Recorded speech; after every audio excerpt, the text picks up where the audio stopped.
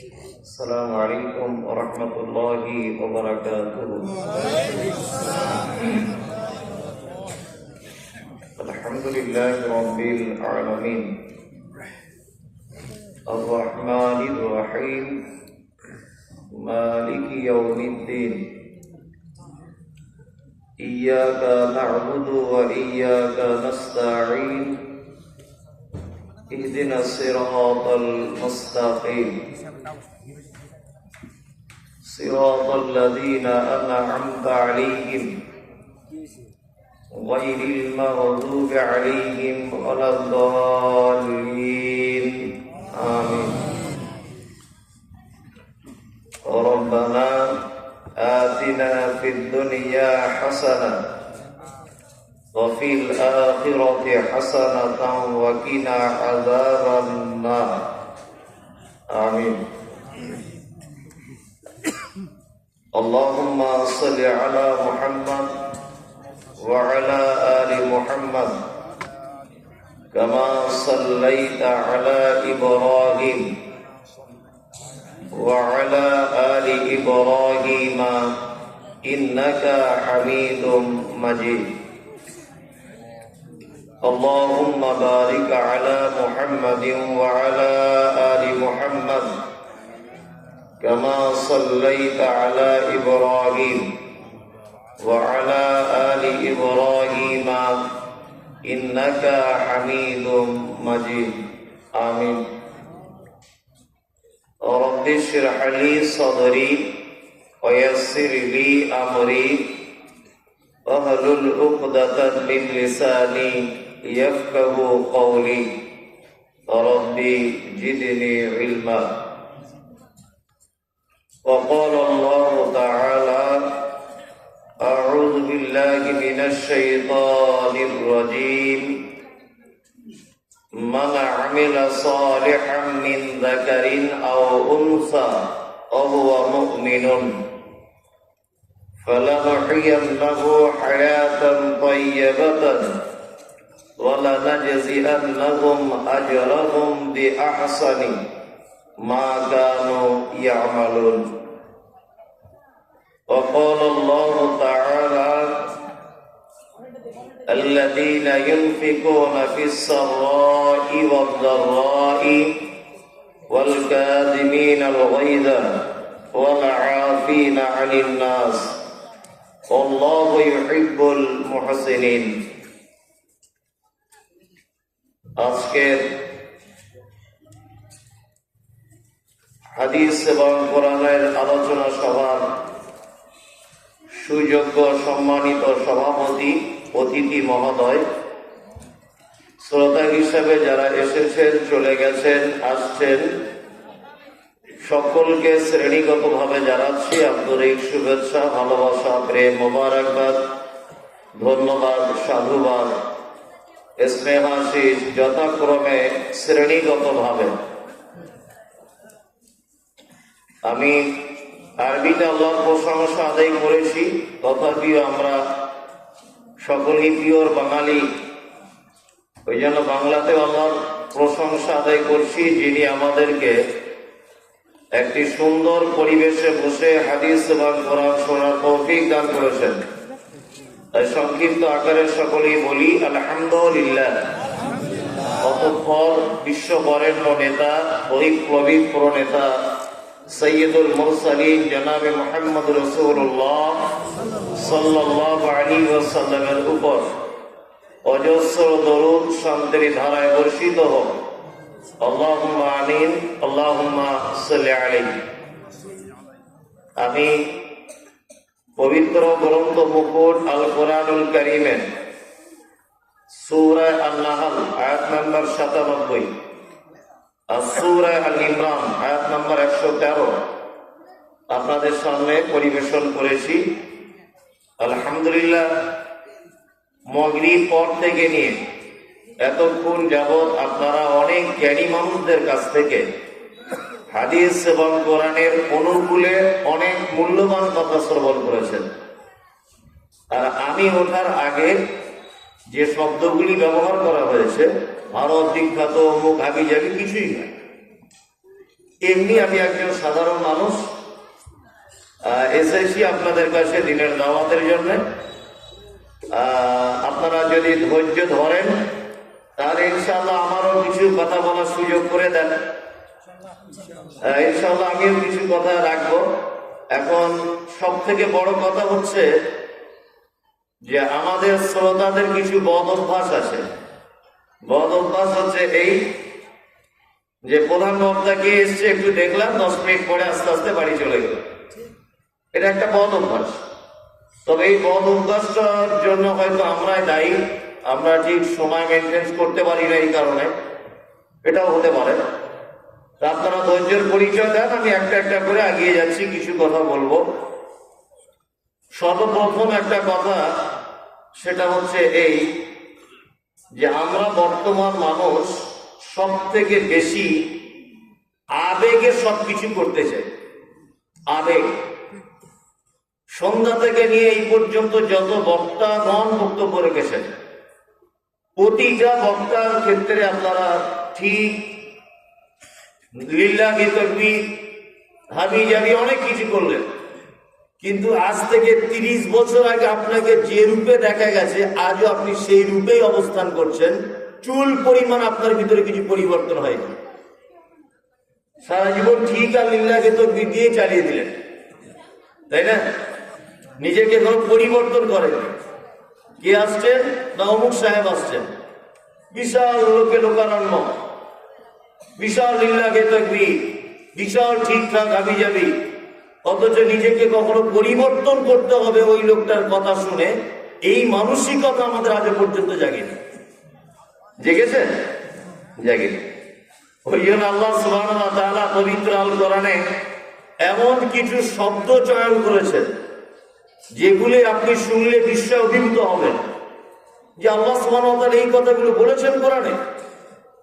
আল্লাহ সুবহানাহু ওয়া তাআলা বলছেন, ইন্না, নিশ্চয়ই, আরাজনাল আমানাতা আলাস সামাওয়াতি ওয়াল আরদ ওয়াল জিবাল ফাআবাইনা আন ইয়াহমিলনাহা ওয়া আশফাকনা মিনহা ওয়া হামালাহাল ইনসান ইন্নাহু কানা যালুমান জাহুলা।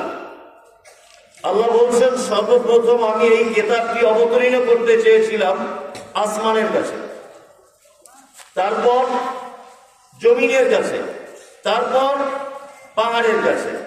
ওয়াশফাকনা মিনহা, তারা তিনজন ভয়ভীত হয়ে গেল যে আমরা এত বড় দায়িত্ব গ্রহণ করব, এটা আমাদের পক্ষে সম্ভব নয়। তারা ভয় খেল। আল্লাহ অবশেষে অবতীর্ণ করলেন কাদের কাছে? মানুষের কাছে। এখন যাদের কাছে অবতীর্ণ করা হয়েছে, অত্র আয়াতের শেষে আল্লাহ সুবহানাহু ওয়া তাআলা তাদের দুটি চরিত্রের কথা তুলে ধরেছেন। আল্লাহ বলছেন জালুমান জাহুলা, যাদের কাছে কোরআন অবতীর্ণ করা হয়েছে এরা জাহেল আর এরা জালেম। জাহেল মানে যারা এটাকে অধ্যয়ন করার চেষ্টা করে না, কোনদিন তাদের মাথাতে আসে না যে পবিত্র আল কোরআন একটু তেলাওয়াত করতে হবে, এরা হচ্ছে জাহেল। আর জালেমকে, যে এটাকে তেলাওয়াত করে, জানে বুঝে সব কিছুই করে, কিন্তু মান্যতা দিতে পারে না, একে জালেম, অত্যাচারী। দেখবেন আমরা অনেক সময় মানুষের কিছু কৃতকর্মের পরিবর্তনে আমরা তাকে বলি, তুই মানুষ না তুই গরু। এটা বলি না? অনেক সময় বলি। অনেক মাস্টার মশাই ছাত্রকে বলে, এই তুই কি গরু না মানুষ? অনেক সময় তার কর্ম খারাপ হলে, ব্যবহার খারাপ হলে, পড়াশোনা না করলে, দুষ্টুমি করলে, অনেক সময় মাস্টার মশাইরা বলেন ও মানুষ না ও গরু। বলে না? বলে।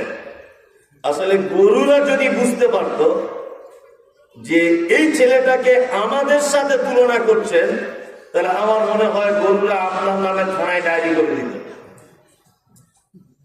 কারণ পৃথিবীর কোন প্রাণী স্রষ্টার আদেশ এবং নিষেধ ছাড়া এক পা চলে না।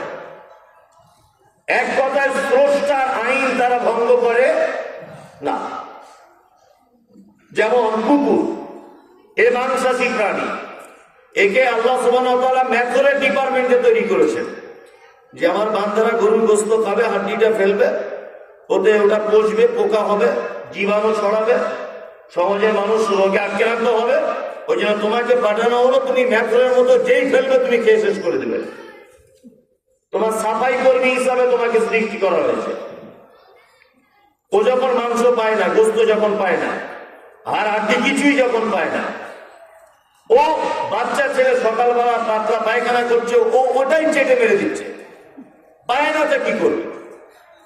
তারপরেও 4 দিন 5 দিন 6 দিন খেতে না পেলেও আপনি জীবনে কোশ্চিন কালেও আপনি দেখতে পাবেন না যে ওই কুকুরটি আপনাদের কোন ধানের জমিতে নেমে ধান গাছগুলো সব এক ধার থেকে খেতে শুরু করেছে। জীবনে দেখেছেন? না, ও খাবে না। কারণ স্রষ্টার গাইডলাইন অনুযায়ী ও চলাফেরা করে। স্রষ্টা ওকে যেটা বলে দিয়েছে খেতে নিষেধ, ও খেতে পাবে না। যেটা ওকে বলে দিয়েছে তোকে এইগুলো খাদ্য তোর জন্য, ও সেটা খাবে। একটা গরু আপনি তাকে 4 দিন 5 দিন খেতে দেবেন না, বেঁধে রাখুন গোয়াল ঘরে, তারপরেও পাশের বাড়ি বিয়ে হচ্ছিল, হাড় গোড়গুলো ফেলছে, মাছের কাঁটা ফেলছে, কোন গরুকে আপনি জীবনে দেখতে পাবেন না যে দড়ি ছিঁড়ে ওগুলো খাচ্ছে। দেখতে পাবেন? পাবেন না। কারণ ও স্রষ্টার গাইডলাইন্স ছাড়া চলতে পারে না। আর স্রষ্টার গাইডলাইন্স ছাড়া চলে কারা? মানুষ। ওই জন্য আল্লাহ সুবহানাহু ওয়া তাআলা বলেছেন, উলাইকা কালানাম বাল হুম আযাল উলাইকা হুমুল গাফিলুন। মানুষ তো খারাপ খারাপ চতুষ্পদ প্রাণী, তার থেকে নিকৃষ্ট। এটা কে বলছেন? আল্লাহ সুবহানাহু ওয়া তাআলা। আমাদের আপনাদের বাংলাদেশে ওটা আছে কি জানি না, মাদ্রাসার শিক্ষক মহাশয়রা বলতে পারবেন যে ভারত থেকে একটা পত্রিকা বার হয়, নাম হচ্ছে তার আল বালাগ। আল বালাগ উর্দুতে বার হয় পত্রিকা। আল বালাগ পত্রিকা ভারতবর্ষের প্রায় সমস্ত মাদ্রাসাগুলিতে আসে, প্রত্যেক মাসে মাসে একবার করে আসে, বই আকারে পত্রিকাটি আসে। যেমন এখানে আছে তাহারিক, বিভিন্ন পত্রিকা, ঠিক অমর উর্দুতে। আবার একটা হিন্দিতেও করা হয়েছে তাহারিক।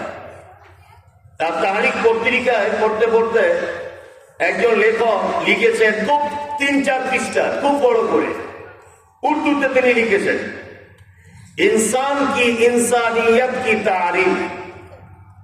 বাংলা হচ্ছে যে মানুষের মনুষ্যত্বর পরিচয়। মানুষের মনুষ্যত্বর পরিচয়।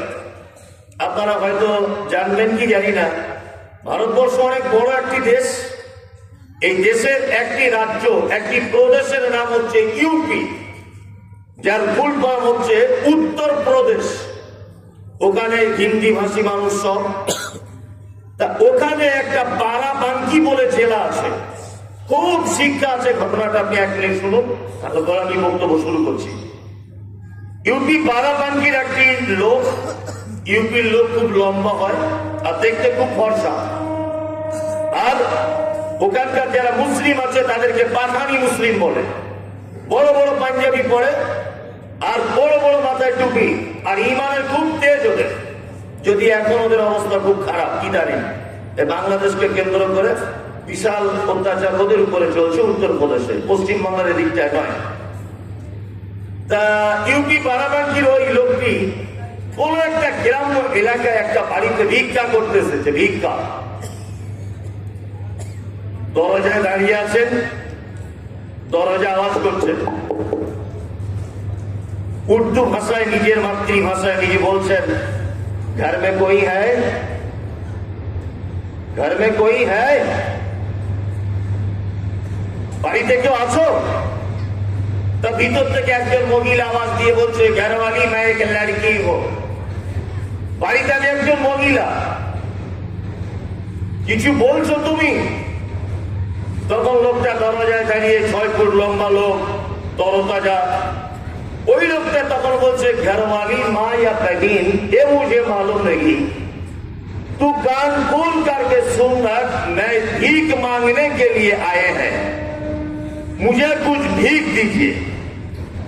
বাড়ির ভিতরে তুমি মা না বেটি না বোন এ সম্পর্কে আমার জানা নেই, তবে তুমি একজন নারী। আমি দরজায় দাঁড়িয়ে আছি, আমি একজন ভিখারি, তুমি আমাকে কিছু ভিক্ষা দাও, তোমার কাছে আমি ভিক চাইতে এসেছি। মেয়ে মানুষ তো বোঝে কম। দরজার ভিতর থেকে বলছে, বাবু आप दरवाजे पे खड़े रहो, आपके लिए मैं 2 रुपये भेज देती हूँ। বাবু তুমি দরজায় দাঁড়াও, আমি তোমার জন্য 2 টাকা পাঠিয়ে দিচ্ছি। তখন ফকির গম্ভীর মেজাজে বলছে, ঘরওয়ালি মায়া बगिन दुकान खोल कर के सोना, 2 रुपये की भीख नहीं मांग रहा हो, सोने चांदी की भीख नहीं मांग रहा हो, मैं भीख मांग रहा हूं इंसानियत की। अगर इंसानियत है तो मुझे दीजिए। টাকা পয়সা, বিল্ডিং, বালাখানা, বাগান, পুকুর, জমি জায়গা, তোমার কাছে আমি কিছু চাইতে আসিনি। তোমার কাছে চাইতে এসেছি মনুষ্যত্বর ভিক্ষা। তোমার কাছে কি মনুষ্যত্ব আছে? আমাকে কিছু দাও, এটা আমার খুব প্রয়োজন। তখন মহিলাটি বলছে, इस घर से 100 बरस पहले इंसानियत गुजर गई, अगर दूसरी बार इंसानियत की भीख मांगो तो कुत्ते की तरफ चले जाए, इंसानियत मिल जाएगी। মনুষ্যত্ব আমাদের বাড়িতে নেই। মনুষ্যত্ব যদি থাকতো তাহলে গরিবের রক্ত শোষণ করে, পরের জমি ফাঁকি দিয়ে, মিথ্যা ব্যবসা করে, সুদের টাকা সঞ্চয় করে, আমি হারাম টাকা সঞ্চয় করে বিল্ডিং বালাখানা করেছি। আরে আমার বাড়িতে মনুষ্যত্ব থাকলে কি এগুলো করতে পারতাম? তোমার যদি মনুষ্যত্বের একান্ত প্রয়োজন হয়, কুকুরের কাছে যাও, মনুষ্যত্ব পাবে। মানুষের কাছে মনুষ্যত্ব পাবে না, কুকুরের কাছে যাও। বইয়ের যিনি লেখক বা ওইটা যিনি লিখেছেন, তিনি লাস্টে কয়েকটা কথা বলছেন। হাজাল কলব লাইসা বাইতুন, হাজাল কলব লাইসা নাওমুন, হাজাল কলব লাইসা ফারাসুন, হাজাল কলব লাইসা বাইতুন। আপনি একটা কুকুর পুষবেন বাড়িতে, ঠিক পাউরুটি বুঝেন তো? পাউরুটি বাংলাদেশ আছে, সাদা দিকটা খাবেন আর পোড়া দিকটা কুকুরকে দেবেন। পোড়া দিকটা দেবেন, যে কোনো এরকম করে লেজ দাঁড়াবে না, ওর মুখের ভাষা নেই, ও ভালো মন্দ কিছু বলতে পারে না তার মালিককে। আপনি গোস্ত খেলেন, হাড্ডিটা ফেলে দিলেন, 2-3 দিন ওকে হাড্ডি দেবেন, দেখবেন ও পিছন দিক দিয়ে লেজ নাড়াবে, এরকম করে দাঁড়াবে না? দাঁড়াবে। ও নাড়িয়ে কি বলতে চায় মালিককে বলতে চায়, মালিক তুই আমাকে এত ভালোবাসিস, আমাকে গোস্ত খেয়ে ভাত দিস, আমাকে এত ভালোবাসিস, আমাকে পাউরুটি খাওয়াস, অথচ আপনি ভালোটা খেয়েছেন, পোড়াটা ওকে দিয়েছেন। ও দেখবেন লেজ নাড়িয়ে আপনার কৃতজ্ঞতা স্বীকার করে না? করে। পৌষ মাসের হাড় কাঁপানো শীতে আপনি আপনার স্ত্রী, আপনি আপনার ছেলে মেয়ে, স্ত্রী, আপনার ছেলে, আপনার মেয়ে, আপনার আব্বা মা, আপনার আরো কেউ 2 তলার উপরে খাটের উপরে শুয়ে আছেন, আর আপনার এঁটো ভাতে লালিত পালিত কুকুরটি আপনার মেন গেটের সামনে ঠক ঠক ঠক ঠক করে কাঁপছে আর শুয়ে আছে। থাকে না? থাকে। চোর এসেছে বাড়িতে, তালা ভাঙছে, আওয়াজ করছে, ও নিজের ভাষায় বলছে, কে তোরা? আমি মালিকের পাহারাদার। ও আমাকে রুটি খাওয়ায়, ও আমাকে গোস্ত দিয়ে ভাত দেয়। আমার মালিকের বাড়িতে চুরি হবে মানে? 4-5 জন যখন চোর পড়েছে এসেছে, তাদের হাতে লাঠি, একা যখন সামলাতে পারছে না ও, তখন নিজের ভাষাতে চিল্লে পাড়া প্রতিবেশী সব কুকুরকে এক জায়গায় করে নিজে বলতে চায়, আমার মালিকের ক্ষতি করতে দিব না। আমার গ্রাম থাকতেও আমি সামান্য আঁঠু ভাত খেয়েও আমার মালিকের ডিউটি পালন করছি। আমি কনকনে শীতে মেন গেটের সামনে, মালিকের ক্ষতি হতে দেব না। আল্লাহ সুবহানাহু ওয়া তাআলা আক্ষেপ করে বলেছেন, চতুষ্পদ প্রাণী তার থেকে তোমরা নিকৃষ্ট। এটা আল্লাহ বলছেন। এবার বলুন তো, রুজির মালিক কে? খেতে দেয় কে? হায়াত মাওতের মালিক। আর ডিউটি করি কার? আল্লাহ। কার? আল্লাহু আকবার। যারা এখানে বসে আছেন, এশার সালাত আদায় করেছেন কারা কারা? এশার নামাজ পড়েছেন? আলহামদুলিল্লাহ। অনেক মানুষ, বাংলাদেশ তো মুসলিম দেশ, এটা অস্বাভাবিক কিছু নয়, সবাই 5 ওয়াক্ত সালাত আদায় করেছেন আলহামদুলিল্লাহ। কিন্তু আমাদের অধিকাংশ ইত্তেবা আনুগত্য শয়তানের নয়, শয়তানের। আমি পবিত্র গ্রন্থ মুকুট আল কোরআন আল কারীমের ছোট্ট একটি আয়াত তেলাওয়াত করেছি, এর বাংলাটা আমি আস্তে আস্তে করে অনুবাদ করছি যাতে আপনার বুঝতে সুবিধা হয়, কারণ বাংলাদেশের মানুষ সুর ভক্ত খুব। আমি যাই 4-5 দিন মহাপিল করছি, তাই না? আসলে পৃথিবীর যত সিস্টেম আছে সমস্ত সিস্টেমের ব্যতিক্রম সিস্টেম হচ্ছে যে ইসলামিক ধর্মসভা বা তাফসীরুল কোরআন, এগুলো একটা ভিন্ন ক্যাটাগরি। পৃথিবীর কোন শিক্ষা ব্যবস্থার সঙ্গে এর মিল নেই, আছে নাই? কোন শিক্ষা ব্যবস্থার সঙ্গে মিল নেই। মানুষ আজ আমি অবাক করি, আমি যে সুর করে বক্তব্য দেওয়া হারাম জায়েজ না জায়েজ এ ফতোয়া দেওয়ার বিদ্যা আমার নেই। তবে আমি একটা কথা বলতে পারি, অতিরিক্ত সুর করে করে বললে মানুষের বুঝতে অসুবিধা হয়, এটা আমি মনে করি। আর মানুষ তো বোকা দেখেছি, 2024 সালে বাংলাদেশের মানুষ এত বোকা থাকবে? আশ্চর্য ব্যাপার। আপনি কোনোদিন বাড়িতে গিয়ে বলেন, বলে তাড়াতাড়ি করে আমায় ভাত দাও, এত খিদা লেগেছে আমি আর থাকতে পারছি না? কেউ বলে? বলে জীবনে কেউ?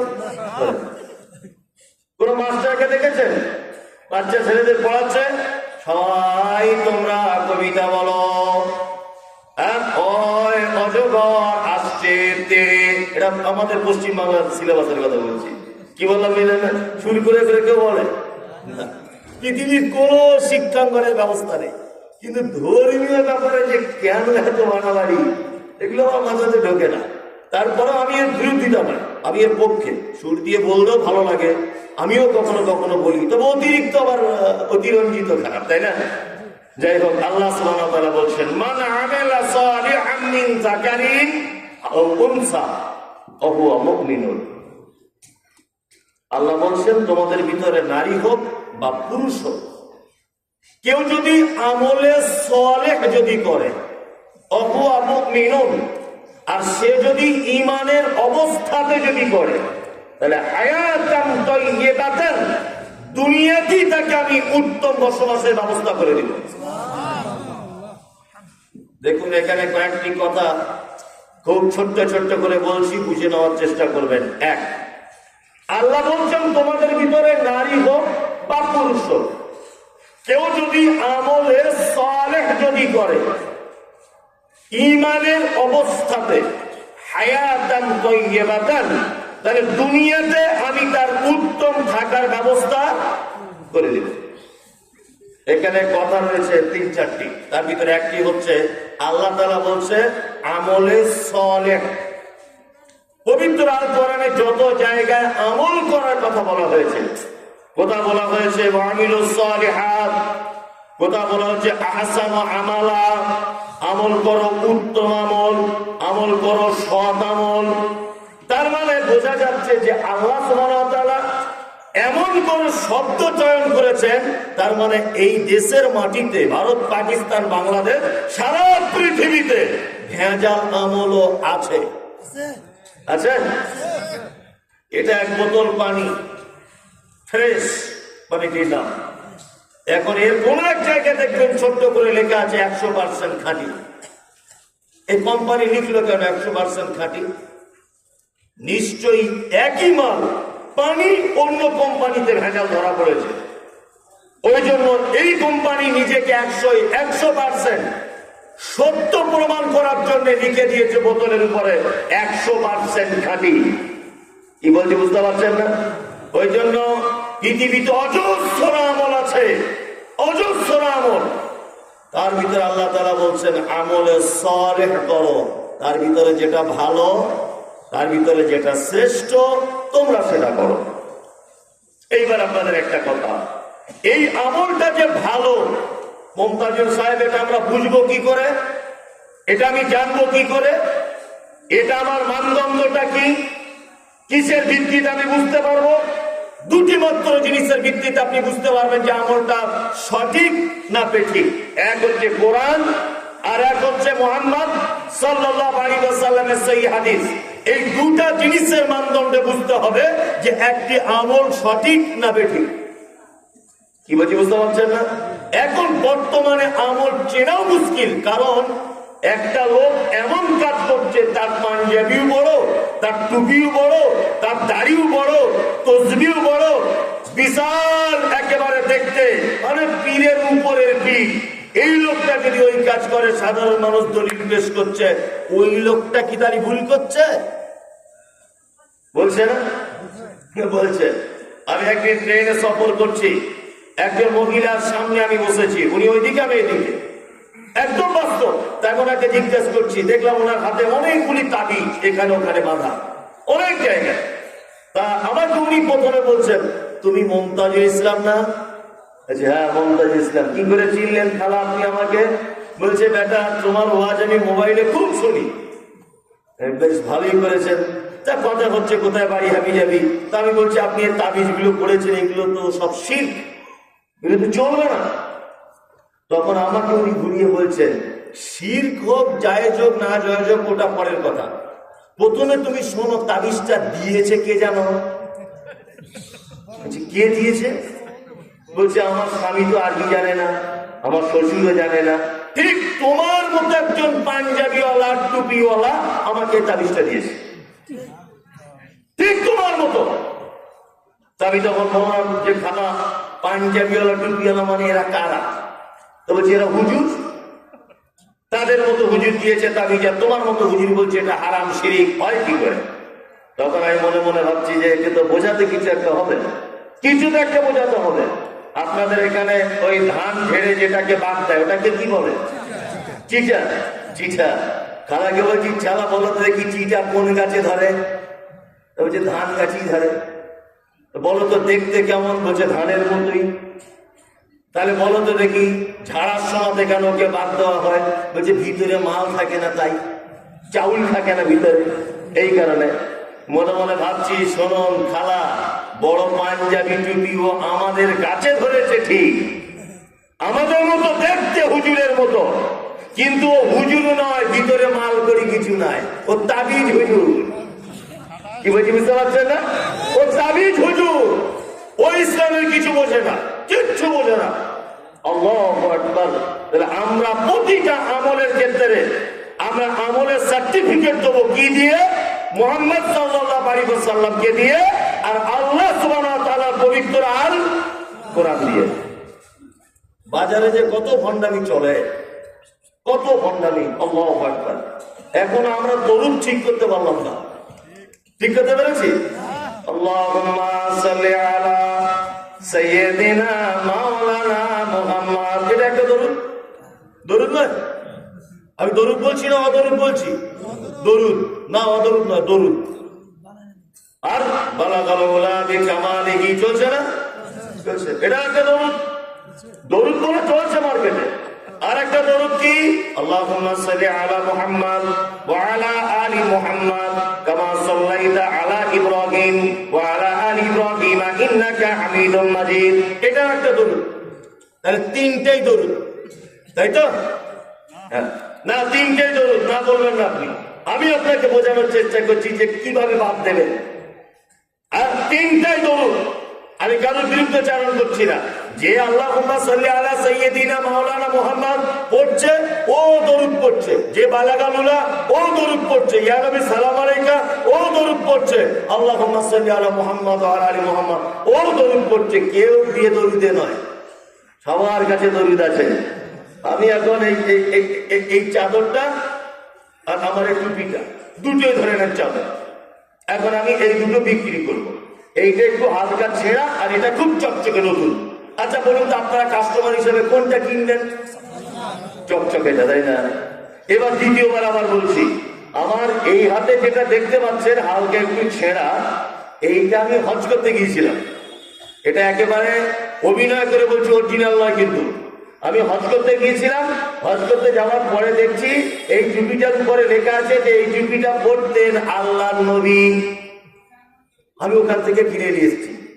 এবার আপনাদেরকে বলছি, আপনারা কোনটা কিনবেন? এইটা আল্লাহ নবীর টুপি আর এইটা আমার নিজস্ব মমতাজুলের। আপনারা বলুন এবার কোনটা কিনবেন?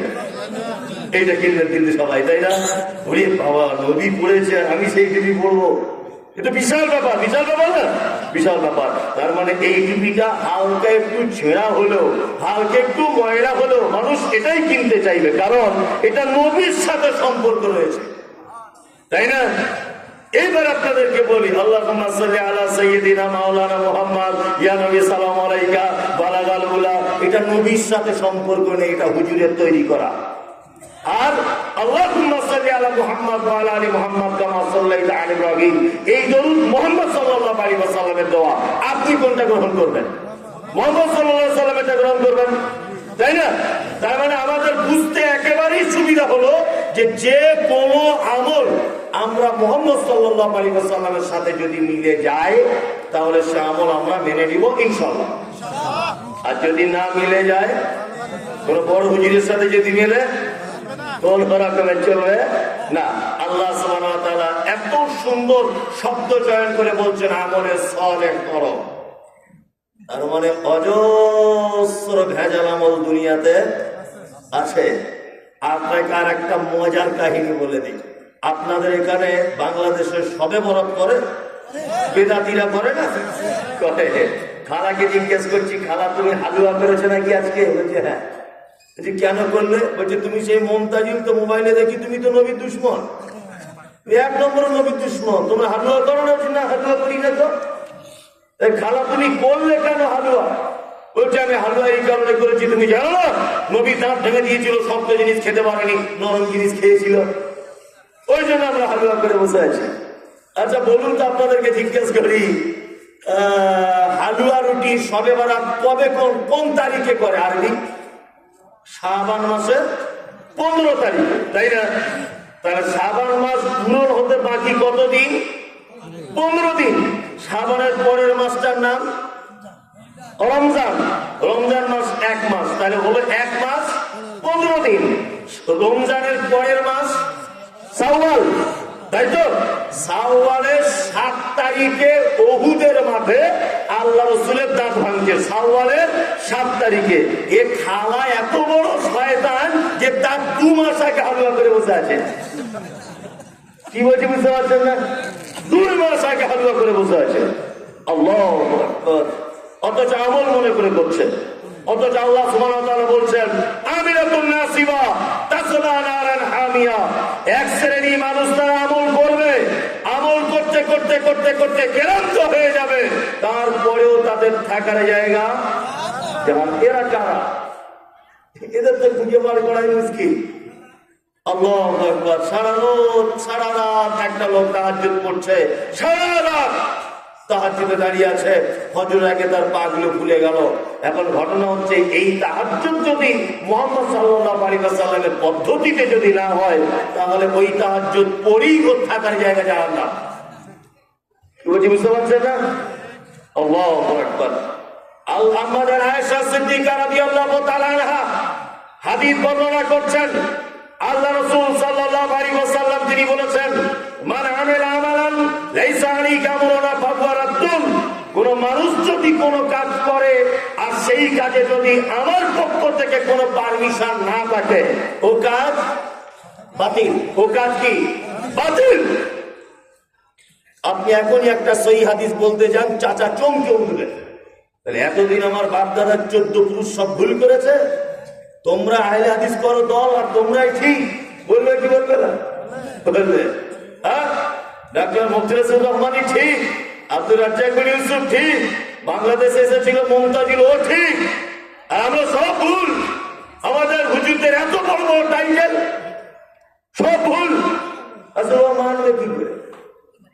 ও মানতে পারবে না, ওকে সহিহ হাদিস দিলে টানতে পারবে না। একটা সামান্য একটা উদাহরণ আপনাকে পেশ করছি, মজাও লাগবে, শিক্ষাও আছে। এক, আপনাদের এখানে ম্যাথরের সিমটম কি? ম্যাথরকে কি দেখলে বোঝা যায়? তার হাতে বালতি থাকে আর ঝাঁটা থাকে, তাই না? একটা মাথর পাড়া গ্রামে পায়খানা পরিষ্কার করে করে খুব ক্লান্ত, দুপুর বেলাতে রাস্তা দিয়ে যাওয়ার সময় একটা বট গাছের ছায়াতে বিশ্রাম নিচ্ছেন, কষ্ট হয়ে গেছে। এখন একটা আতরওয়ালা, ও রাস্তা দিয়ে ঘুরতে ঘুরতে আতর বিক্রি করে, ও ক্লান্ত হয়ে গেছে, ও গিয়ে সেই বট গাছের তলাতে আশ্রয় নিয়েছে। কি বললাম বুঝলেন? এখন আতরওয়ালা গিয়ে নাক ধরছে, এরকম পাশে বুঝলাম কে রে? লোকটাকে জিজ্ঞেস করছে, ভাই কিছু মাইন্ড করবেন না, আপনি কি করেন বলেন তো? তখন ওই লোকটা বলছে, আপনি বালতি আর ঝাঁটা থেকে বুঝতে পারছেন না আমি কি করি? এটা আবার জিজ্ঞাসা করা লাগে? তা আপনি নাক করছেন কারণ আপনি তো জানেন যে আমি পায়খানা পরিষ্কার করি। লোকটা তখন বলছে ছায়া তো অনেক দূরে, এখানে ছায়া পেয়েছি বট গাছের তলাতে, খুব ঠান্ডা, এখানে একটু বসি। তখন মেথরওয়ালা বলছে আপনি যদি সহ্য করতে পারেন তাহলে বসুন, কিন্তু আমার গা দিয়ে আমার শরীর দিয়ে গন্ধ বার হবে, এটাই ঠিক। তখন আতরওয়ালা বলছে তাহলে আপনি যদি কিছু না মনে করেন তাহলে আপনার গায়ে একটু জান্নাতুল ফেরদৌস মেরে দিব। তো মেথরওয়ালা বলছে যদি আপনার সুবিধা হয় তো দেন। ও এখন বাক্স থেকে জান্নাতুল ফেরদৌস বার করে ওর ডান হাতের এরকম করে মেরে দিয়েছে। কারণ আতরওয়ালা যেই জান্নাতুল ফেরদৌস মেরেছেন ওই রকম করে নাকে ধরি অজ্ঞান হয়ে গেছে, ছটপট ছটপট করে অজ্ঞান। এখন আতরওয়ালা খুব বিপদে, সুস্থ লোক, আমি তো কিছুই করলাম না, জান্নাতুল ফেরদৌস মেরে দিয়েছিল, অজ্ঞান হয়ে গেছে, তো কঠিন মুশকিল। রাস্তার লোক পথচারী আমাকে ভাববে যে ছেনতাইবাজ, ধাপ্পাবাজ, চিটিংবাজ, এরকম কিছু একটা ভাববে। এখন ওই আতরওয়ালা ওকে গাড়ি করে তাড়াতাড়ি করে কোন ওই টাঙ্গাইলের হাসপাতালে নিয়ে গেছে, সরকারি হাসপাতালে। ডাক্তার বিচক্ষণ মানুষ, ডাক্তার বাবু দেখে বলছে রুগীর হয়েছে।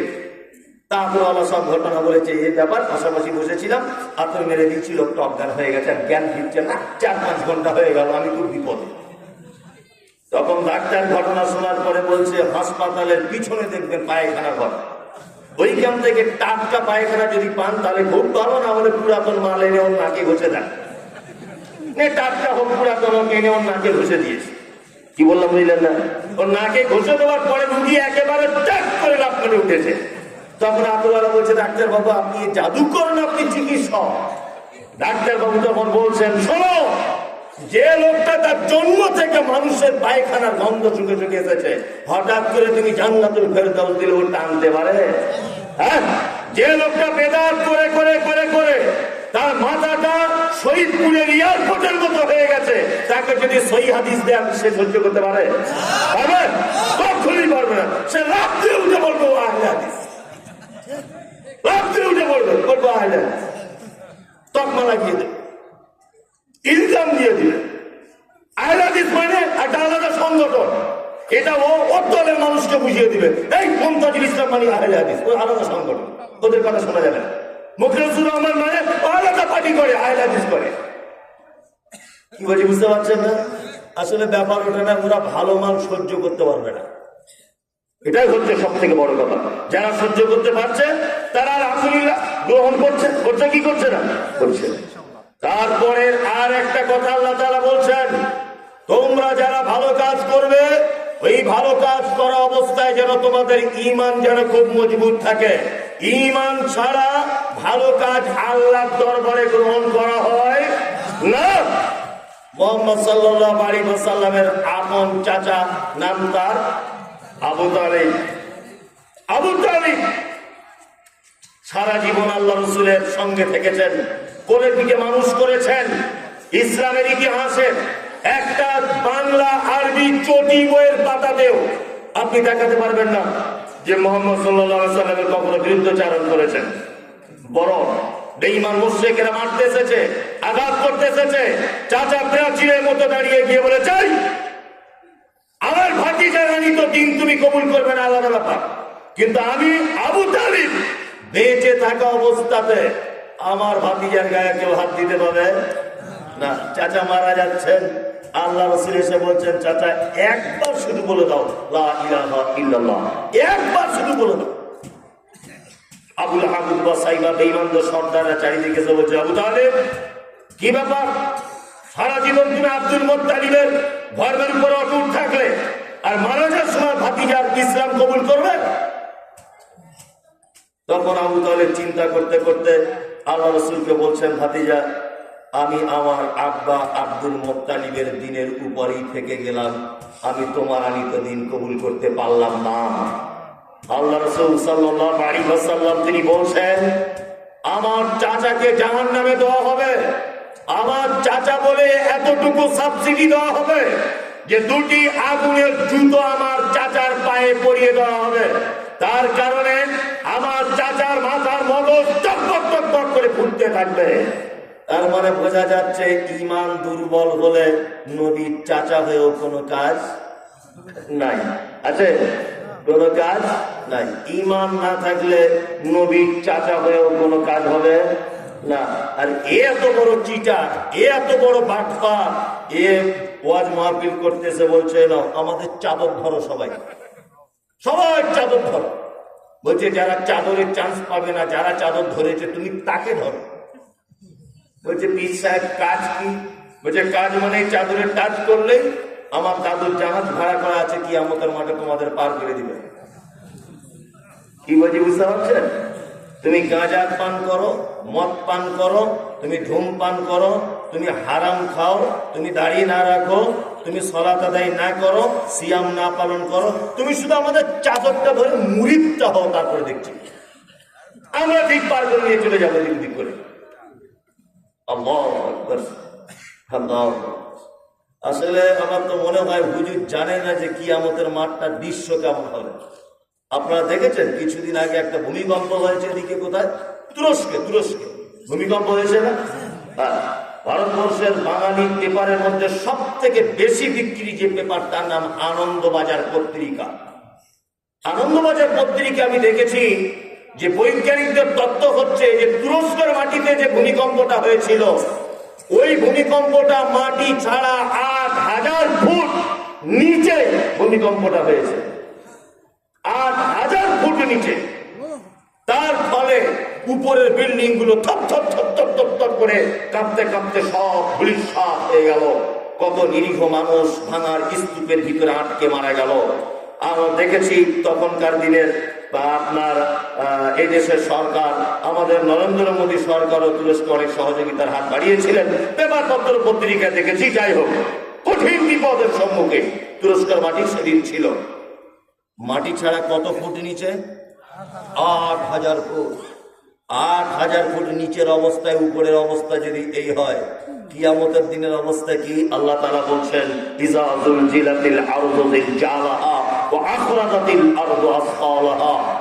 ঢালাই মেশিন বুঝেছেন? ঢালাই মেশিন ঘর বাড়ি ঢালাই করে, বাড়ি সিমেন্ট পাথর একসঙ্গে দেওয়া হয়, উপরের মাল নিচে, নিচের মাল উপরে। আল্লাহ বলছে ওয়া আখরাজাতিল আরদু আসকালাহা, সেদিন মাটির তলায় থাকা ভারী সম্পদগুলোকে উপরের দিকে তুলে দেওয়া হবে। এত কঠিন সেদিন। আল্লাহ সুবহানাহু ওয়া তাআলা বলছেন ইয়াউমা তারাউনা হাত্তা যাহালু কুল্লু মুরজাতিন আম্মা আরজাত ওয়া তাযাউ কুল্লু যাতি হামলিন হামলাহা ওয়া তারান নাসা সুকারা ওয়া মা হুম বিসুকারা ওয়ালাকিন আযাবাল্লাহি শাদীদ। একজন গর্ভবতী মহিলা, তার পেটে বাচ্চা নিচের দিকে পড়ে যাবে, বুঝতে পারবে না বাচ্চা কি করে হলো। একজন দুগ্ধদানকারিণী মা তার বাচ্চাকে দুধ পান করাতে ভুলে যাবে। মানুষকে দেখতে পাওয়া যাবে জ্ঞান শূন্য অবস্থায়, হিতাহিত জ্ঞান নেই, তারা মনে হয় মাতাল, মদ পান করেছে। আল্লাহ বলছে আমা হুম বিসুকারা, একজনও মদ পান করেনি, ওয়ালাকিন্না আযাবাল্লাহি শাদীদ, শুধু আমার কঠিন আযাবের ভয়ে মানুষ কিয়ামতের দিন মাতালের মতো করে ঘুরবে। এর নাম কিয়ামতের মাঠ। আর এই দিনের অবস্থা, নবী ইব্রাহিম ইয়া নফসি, নবী মূসা ইয়া নফসি, নবী ঈসা ইয়া নফসি, নবী জাকারিয়া ইয়া নফসি, নবী ইয়াহইয়া ইয়া নফসি, নবী ইয়াকুব ইয়া নফসি, নবী মূসা ইয়া নফসি, প্রতিটা নবী পর্যন্ত সেদিন ইয়া নফসি করবে। একজন নবী শুধু ইয়া উম্মতি, তিনি কে? মুহাম্মদ সাল্লাল্লাহু আলাইহি ওয়াসাল্লাম, তাই না? এইবারে এটা কিয়ামতের মাঠটা বোঝালাম। এবার মেন যেটা বোঝানো সেটা হচ্ছে এই, বলুন তো পৃথিবীতে মানুষ হিসাবে আপনাকে বেশি ভালো কে বাসে? মানুষ হিসাবে মা, তাই না? তারপরে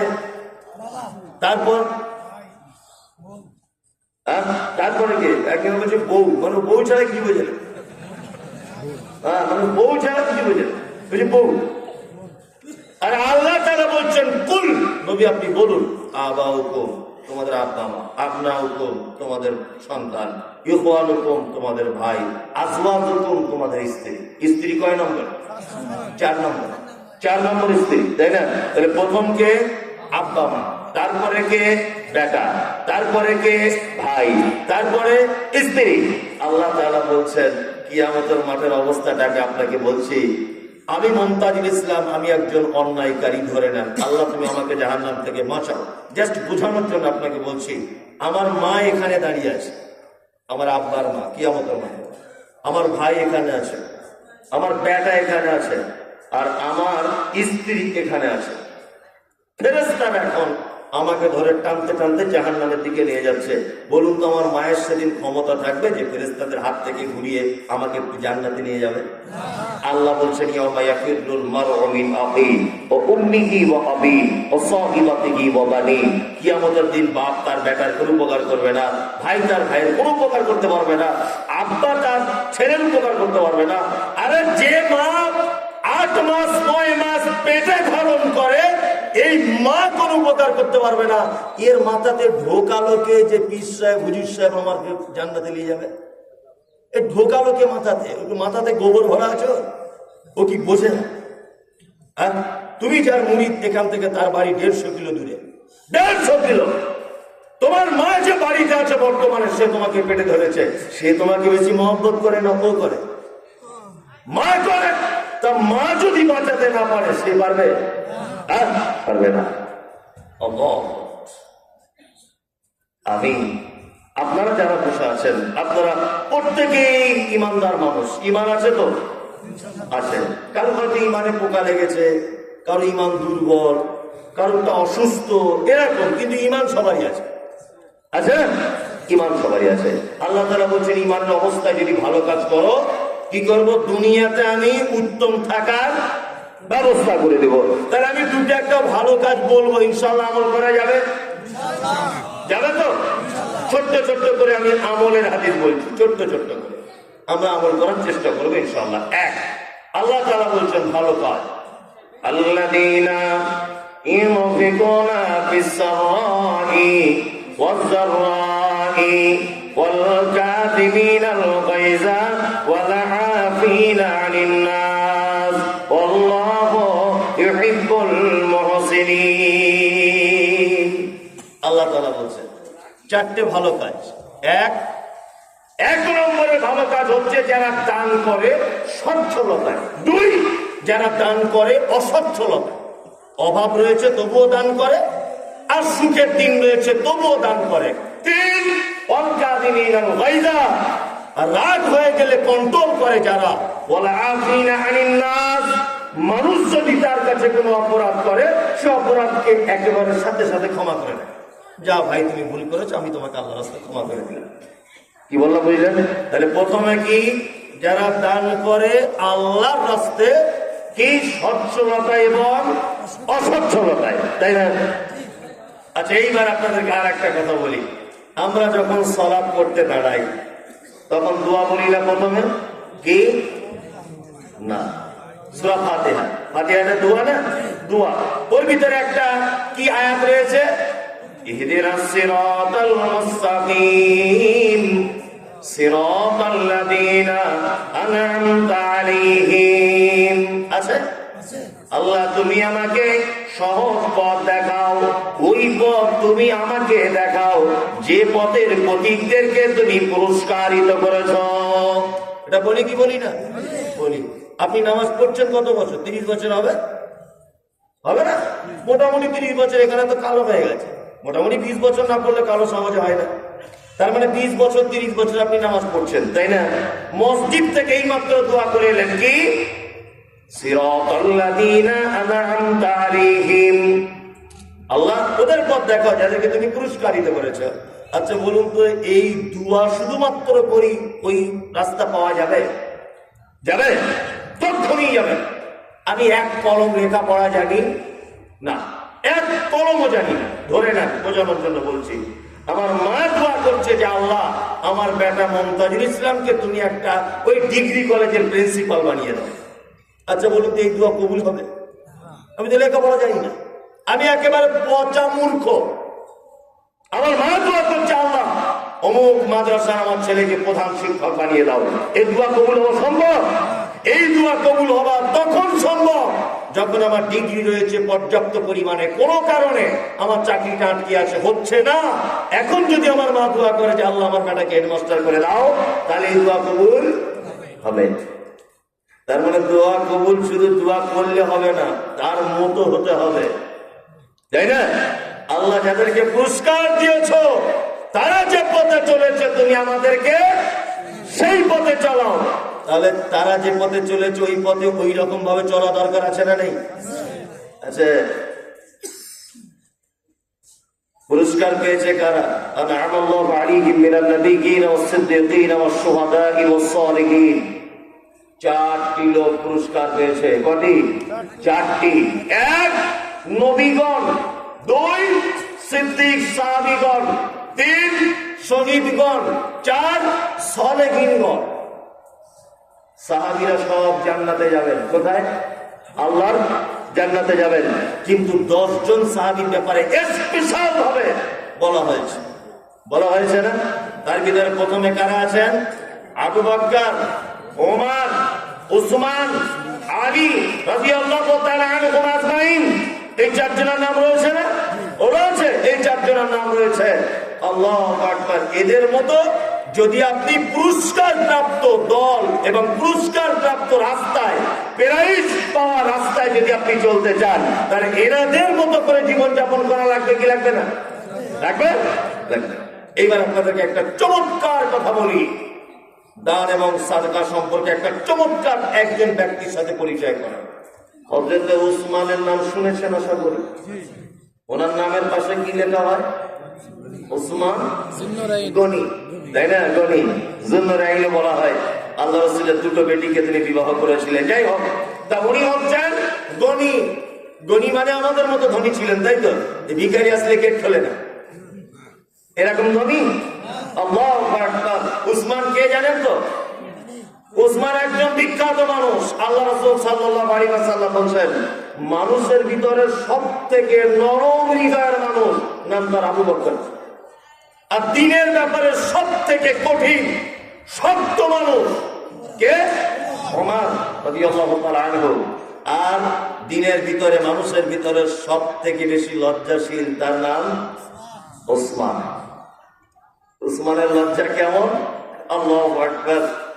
সহিহ মুসলিমের একটা হাদিস রয়েছে, হাদিস বর্ণনা করছেন আম্মা আয়েশা সিদ্দিকা রাদিয়াল্লাহু তাআলা আনহা। তিনি বলছেন যে একদা আল্লাহ রাসূল আমার উরুতে মাথা দিয়ে শুয়ে আছেন, আর আমি লক্ষ্য করলাম যে ওনার পায়ের দিকের কাপড়টা হালকা একটু এদিকে সরে আছে, কাপড়টা একটু উঠে আছে। আল্লাহ রাসূল শুয়ে আছেন কার উরুতে মাথা দিয়ে? নিজের স্ত্রী আয়েশার উরুতে মাথা দিয়ে। উসমানের কেমন পরিচয় সেটা আপনার কাছে তুলে ধরার চেষ্টা করছি। তারপর একটা কথা বলবো। দরজায় কে? আবু বকর। আল্লাহ রাসূল বলছেন, ঠিক আছে ভিতরে চলে এসো। আবু বকর মানে কে? শ্বশুর, আয়েশার আব্বা, তাই তো? হযরত আবু বকর এলেন। আল্লাহ রাসূল ওইভাবে শুয়ে আছেন, আর কাপড়টা একটু পায়ের দিকে উঠেও রয়েছেন। ওইভাবে শুয়ে শুয়ে কথা বলছেন। আবার চলে গেলেন হযরত আবু বকর। দ্বিতীয়বার আবার কে? ওমর। ওই অবস্থাতে কথা বললেন। ওমর কে? শ্বশুর, হাফসার আব্বা, তাই তো? ওইভাবে আল্লাহ রাসূল থাকলেন। চলে গেলেন হযরত ওমর। এইবারে দরজা আওয়াজ করছেন, কে? উসমান। উসমানের আওয়াজ শুনে আল্লাহ রাসূল একবারে তেড়ে উঠে জামা কাপড় ঠিক করে দাঁড়িয়ে গেলেন, কাজ মিটিয়ে চলে গেলেন হযরত উসমান। এইবার আম্মা জান আয়েশা সিদ্দিকা রাদিয়াল্লাহু তাআলা আনহা আল্লাহ রাসূলকে প্রশ্ন করে বলছেন, আল্লাহ রাসূল ঘটনা কেমন হলো? আবু বকর আমার আব্বা, আপনার শ্বশুর, আপনি জামা কাপড় ঠিক করলেন না, উঠে দাঁড়ালেন না। ওমরের বেলাতে উঠে দাঁড়ালেন না, ওমর আপনার শ্বশুর। আর উসমানের বেলাতে আপনি উঠে দাঁড়িয়ে গেলেন, কি ব্যাপার? আল্লাহ রাসূল বলছেন, আয়েশা, যাকে দেখে আসমানের ফেরেশতারা সম্মান জানায়, যাকে দেখে ফেরেশতারা লজ্জা পায়, আমি রাসূল কি উসমানের জন্য একটু লজ্জা পাবো না? আমি কি একটু সম্মান তাকে দিব না? আল্লাহু আকবার। তাহলে উসমানকে দেখে লজ্জা পেত কে? আসমানের ফেরেশতারা পর্যন্ত লজ্জা পেত। হযরত উসমান খালি গায়ে কখনো ঘুরতেন না। দিনের বেলাতে বাড়িতে থাকলেও দরজা লাগিয়ে থাকতেন। গোসল যখন করতেন জামা কাপড় খুলতেন না। এত লজ্জাশীল মানুষ ছিলেন। যে কথা আমি বলতে চাইছি, মুসলিমরা যখন হিজরত করে মদিনায় এসেছে, মক্কা থেকে মদিনায় এসে বড় বিপাকে পড়ে গেছে মুসলিমরা। কি? খুব বিপাকে, যারা মুহাজির খুব বিপাকে, তারা খাদ্যর অভাব, পানিরও অভাব, পানি পাওয়া যাচ্ছে না। হযরত উসমান পানির সন্ধান করছেন, সন্ধান করতে করতে পেলেন একজন ইহুদির একটি পানির কূপ আছে। কার? একজন ইহুদি। হযরত উসমান গেলেন ইহুদির কাছে, গিয়ে বলছেন যে ভাই, আপনি আপনার পানির কূপটি কি বিক্রি করবেন? লোকটি বলছে না, বিক্রি করবো, বিক্রি করবো না। হযরত উসমান তখন বলছেন, অর্ধেক বিক্রি করুন, অর্ধেক করুন। আপনি একদিন পানি পান করবেন, আর আমাদের ইমানদার তারা একদিন পানি পান করবে, যারা মুহাজির হিজরত করে এসেছে, আনসাররা পান করবে, মুহাজিররা পান করবে। আপনি অর্ধেক বিক্রি করে দেন। লোকটি তখন বলছে না, বিক্রি করবো না। হযরত উসমান ও ভেবেছে হয়তো কূপের মালিক ইহুদি ভেবেছে এরা হিজরত করে এসেছে, এদের কাছে পয়সা করি নাই, ঠিক আছে এমনিতে দামটা একটু বেশি করে চাই, দেখি লোকটা কি করে। ইহুদি তখন বলছে, বিক্রি করতে পারি, 35,000 দিরহাম আমাকে দিতে হবে। হযরত উসমান বলছে, এই নাও তোমার 35,000 দিরহাম, চলো কূপ দিয়ে দাও। উসমান বলছেন, এই নাও তোমার 35,000 দিরহাম। বর্তমান ইন্ডিয়ান রুপিতে ওই টাকাটা যদি কনভার্ট করা হয় বর্তমানে, তাহলে দাম হবে ওর 8,05,000। আজ থেকে 1,500 বছর আগে 8,05,000 টাকার কত মূল্য থাকতে পারে? মনে হয় ভারত, পাকিস্তান, বাংলাদেশ সব কেনা যেত, কেনা যেত না, কেনা যেত। হযরত উসমান আল্লাহ রাসূলের কাছে এসে বলছেন, আল্লাহ রাসূল, আমি বীরে রুমা নামক কূপ ক্রয় করেছি 35,000 দিরহামে। কিয়ামত পর্যন্ত এই কূপ আমি আল্লাহর রাস্তায় ওয়াকফ করে দিলাম। যতদিন মানুষ এই পানি সরবরাহ করবে, ততদিন ইচ্ছা গাছে পানি দিই, পশুকে পানি পান করার, মানুষ পানি পান করুক, আমি আল্লাহর রাস্তায় দান করে দিলাম। এর নাম কে? উসমান। এর নাম উসমান। আমাদের অবস্থা কি? আমাদের মানুষ দান করে, তবে আমাদের দানের ভিতরে অনেক ব্যাপার আছে। কেউ 5,000 টাকা দিয়েছে একটা মাদ্রাসায়, 4 বার এসে বলছে আমার নামটা একটু হুজুর বলুন, বারবার এসে বলছে আমার নামটা বলুন। আমি ভাবছি যে নামটা যদি বলতে ভুলই করে, অসুবিধা কি আছে? কি অসুবিধা আছে? কর্তৃপক্ষ তো মাদ্রাসার খাতাতে লিখে রাখছে না? তো হুজুর যদি বলতে ভুলই করে দেয় যে অমুক নামটা ভুলে গেলাম, তাহলে কি ও আর আগামী বছর আর দান করবে না? তবে আমাদের দানের ভিতরে অনেক লৌকিকতা, রিয়া, অনেক রকমের কিছু আমাদের দানের ভিতরে রয়েছে না? আল্লাহু আকবার। এখানে যতজন মানুষ বসে আছেন, আল্লাহ রাসূলকে আমরা কেউ চোখে দেখিনি, দেখেছি? কেউ দেখিনি। কিয়ামতের দিনে যেন একটু দেখা হয়, এই আশা তো সবার আছে, সবার। চলুন এমন একটা চমৎকার সহিহ বুখারী হাদিস আপনাদের সামনে বর্ণনা করা যাক। হাদিস বর্ণনা করছেন কে? নাম হলো তার আয়েশা। বাপের নাম কি? না আবু বকর। মায়ের নাম হলো উম্মে হানি। হাদিসের পরিভাষাতে আয়েশাকে বলা হয় মুহাদ্দিসা। শুধু এই নয়, আল্লাহ রাসূল আয়েশাকে আদর করে ডাকতেন হুমায়রা বলে। শুধু এই নয়, আম্মা জান আয়েশা জীবনে 11,000 মেয়েকে দ্বীনের শিক্ষা দান করেছেন। শুধু এখানেই ক্ষান্ত নয়, আয়েশার সাথে যখন নবীজির বিবাহ হবে, তার আগে আল্লাহ রাসূলকে স্বপ্নের মাধ্যমে আয়েশাকে দেখানো হয়েছিল। শুধু এই নয়, বিশ্ব নবী যত মেয়েকে বিবাহ করেছেন, সব বিধবাদের বিবাহ করেছিলেন। একজন মাত্র কুমারী মেয়েকে আল্লাহ রাসূল বিবি হিসাবে নিয়েছিলেন। তার নাম কি? না আয়েশা সিদ্দিকা রাদিয়াল্লাহু তাআলা আনহা। আয়েশাকে আল্লাহ রাসূল বলেছেন, খাদ্য জগতের ভিতরে সারিদ নামক খাদ্যর যে মর্যাদা, এখনকার দিনে ঢাকার বিরিয়ানি বলতে পারেন সব থেকে ফেভারিট খাবার, একাক এলাকায় একাক উন্নত মানের খাবার রয়েছে। আল্লাহ রাসূল বলছেন, তখনকার দিনে সারিদ নামক খাদ্যটা সব থেকে বেশি মাশহুর এবং প্রসিদ্ধ ছিল এবং মজাদার ছিল। আল্লাহ রাসূল বলেছেন, সারিদ নামক খাদ্যর যে মর্যাদা, আমার আয়েশার সেই মর্যাদা। হাদিস বর্ণনা করেছেন আয়েশা, কোন বিবি নবীজিকে করিলেন জিজ্ঞাসা, ও গো নবী তব সাথে দেখা হবে কার? নবী বলে, দুনিয়াতে হাত লম্বা যার। মা আয়েশা বলে, এ কথা যখন শুনিলাম কানেতে, কাঠখণ্ড লইয়ে হাত গেলাম মাপিতে, দেখিলাম বিবি সাউদার হাত লম্বা বলি, আমার মুখেতে ওগো পড়ে গেল কালি, হাত লম্বা রক্ত পরে পারিলাম বুঝিতে, দান ধন যারা করে এই দুনিয়াতে। তারপরে জয়নাব এসে নবীজিকে কয়, কেন জয়নাব আল্লাহ রাস্তায় বেশি করে ক্ষয়?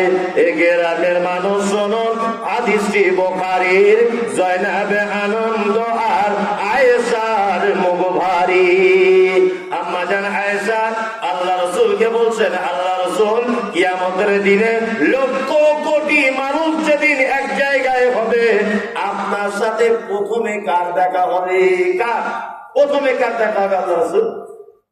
আল্লাহ রাসূল তো ব্যাপার বললেন যে যার হাত লম্বা তার সঙ্গে দেখা হবে। আর আয়েশা তো অল্প বয়সের মেয়ে, একটু বুঝে কম। আয়েশা কি করেছে, তাড়াতাড়ি করে একটা কুঞ্চি জাতীয় কিছু নিয়ে তাড়াতাড়ি অন্যান্য বিবিদের হাতগুলো মাপতে শুরু করেছে। মানে স্ত্রী আর একটা স্ত্রীর প্রতি একটু অভিমান এটা ওটা থাকবে না? তার মানে আয়েশা রাদিয়াল্লাহু তাআলা আনহা বোঝাতে চাইছেন যে অন্য বিবিগুলোর আগে দেখি কার হাত লম্বা। বুঝতে পারছেন? অন্য বিবিদের দেখি। বিবিদের মধ্যে সাউদা রাদিয়াল্লাহু তাআলা আনহা, ওনার হাত লম্বা হয়ে গেছে। আম্মা জান আয়েশার মন খুব খারাপ, তাহলে আমার সাথে মনে হার দেখা হবে না। অল্প বয়সের মেয়ে, আল্লাহ রাসূল বলছেন আয়েশা মন খারাপের কিছু নাই।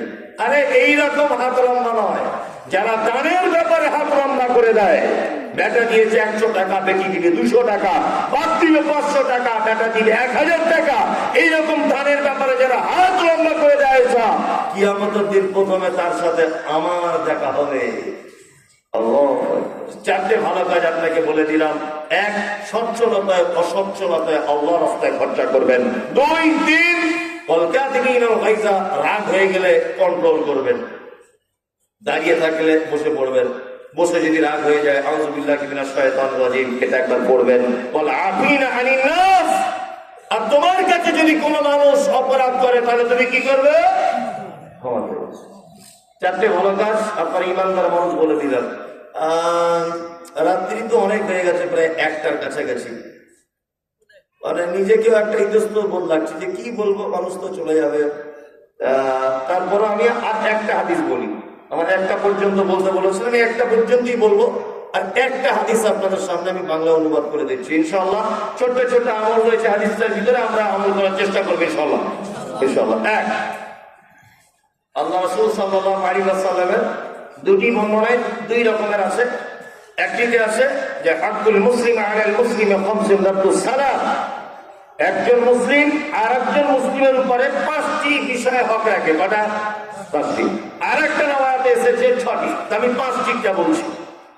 1, রাদ্দুস সালাম, কারোর সঙ্গে দেখা হলে কি বলতে হবে?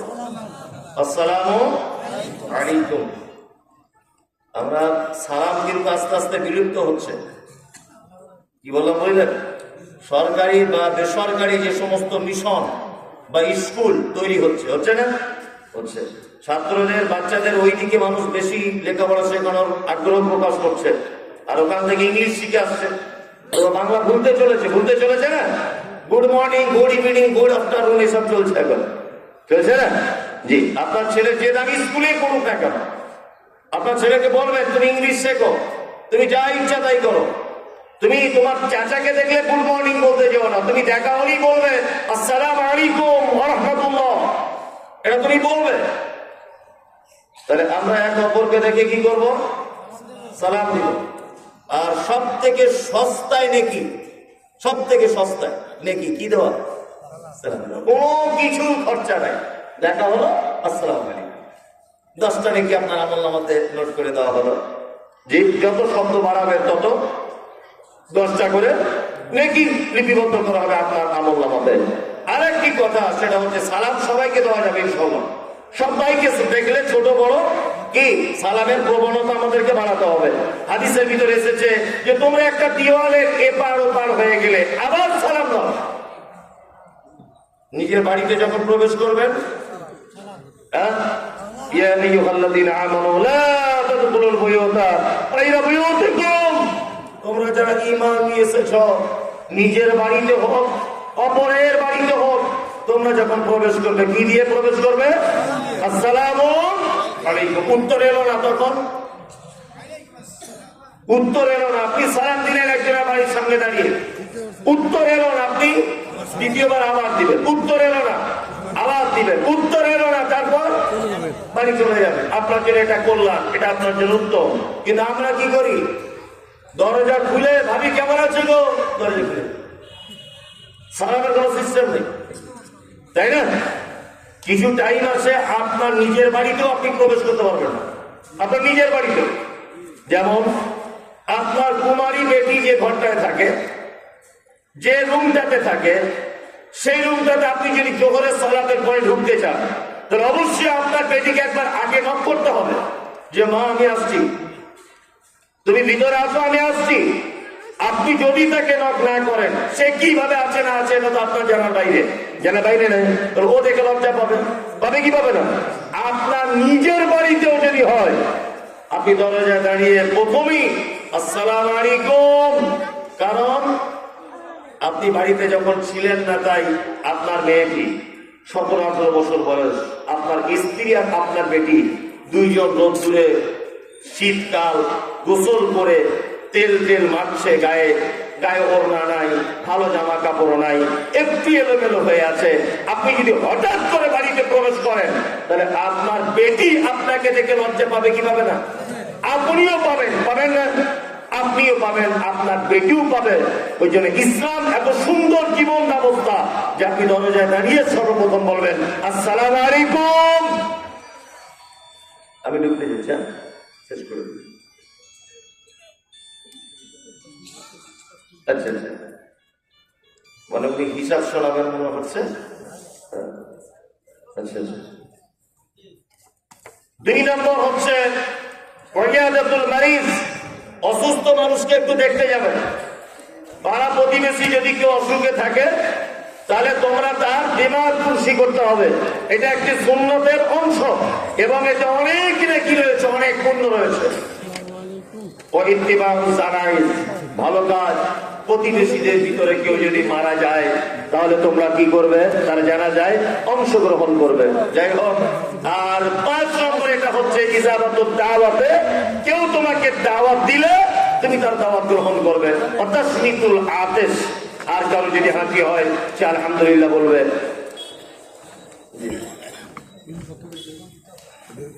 আচ্ছা, মাদ্রাসার উন্নতি করবে এটা প্রোগ্রাম।